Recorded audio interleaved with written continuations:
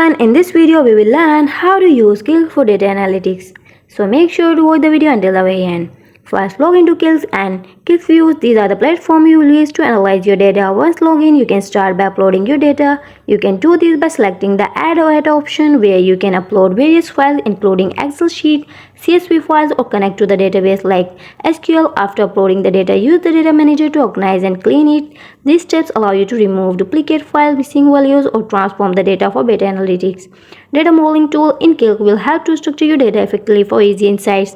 Next, create chart graph for data burst and dashboard by simply dragging the data file to the visualization panel. For example, you can create bar charts, pie chart, line graph, or visual for better understand the trends and pattern in your data.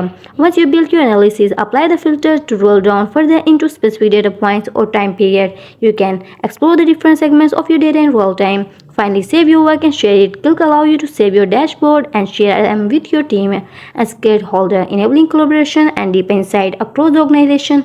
Thanks for watching.